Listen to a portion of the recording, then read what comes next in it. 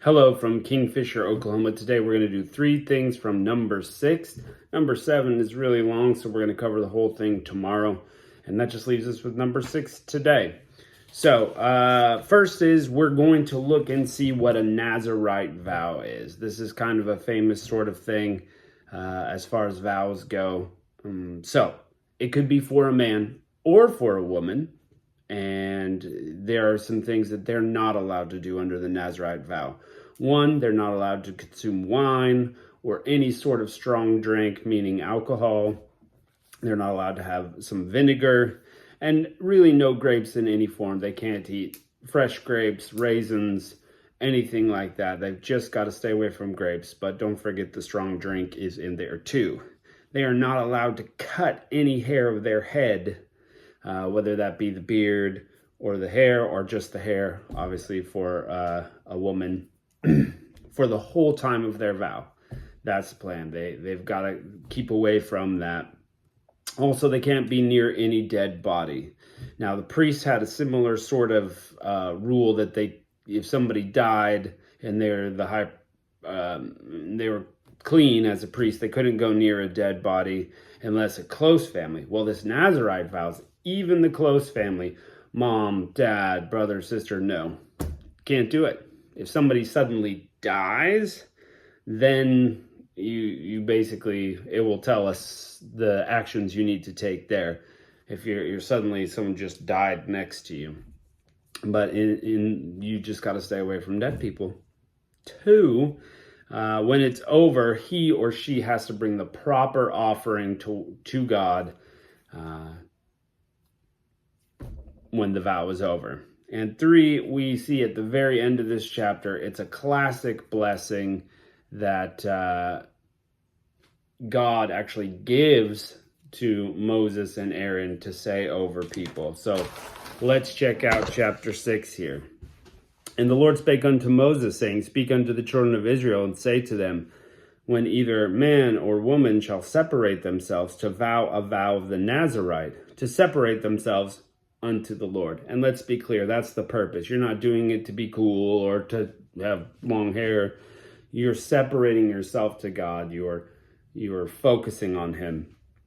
He shall separate himself from wine and strong drink, and shall drink no vinegar of wine or vinegar of strong drink.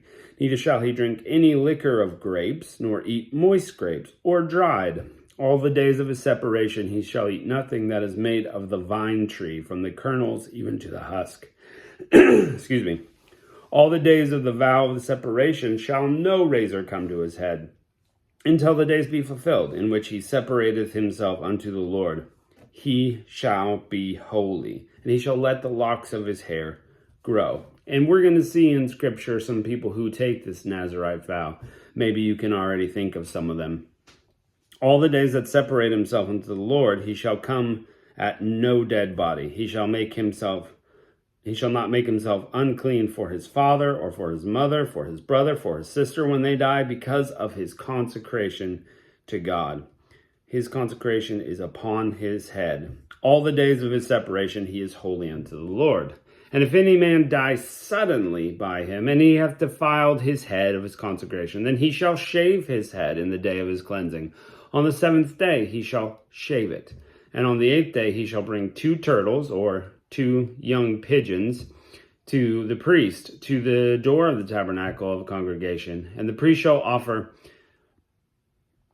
one of the sin offering, and the other for a burnt offering, to make atonement for him that have sinned by the dead, and shall hallow his head the same day. And he shall consecrate unto the Lord the days of his separation, and shall bring a lamb of the first year for a trespass offering. But the days that were before shall be lost, because the separation was defiled. And this is the law of the Nazirite, when the days of his separation are fulfilled, and he shall be brought unto the door of the tabernacle of the congregation. He shall bring his offering unto the Lord, 1 he-lamb of the first year without blemish for a burnt offering, and 1 ewe-lamb for the first year without blemish for the sin offering, and 1 ram without blemish for peace offerings, and a basket of unleavened bread, cakes of fine flour mingled with oil, and wafers of unleavened bread anointed with oil, and their meat offering, and their drink offerings. And the priest shall bring them before the Lord, and shall offer his sin offering and his burnt offering. And he shall offer the ram for a sacrifice of peace offerings unto the Lord, and the basket of unleavened bread the priest shall offer with his meat offering and his drink offering. And the Nazarite shall shave his head of separation at the door of the tabernacle of congregation, and shall take the hair of his separation, and put it in the fire which is under the sacrifice of the peace offerings.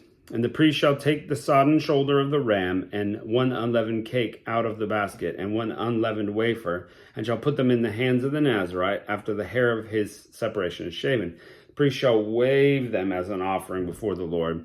This is holy for the priest, with the waved breast and the heaved shoulder, and after that the Nazarite may drink wine. This is the law of the Nazarite who hath vowed, and his offering unto the Lord for a separation. Besides that, his hand shall get, according to the vow, that which he vowed, so he must do after the law of his separation. That's kind of an interesting phrase there.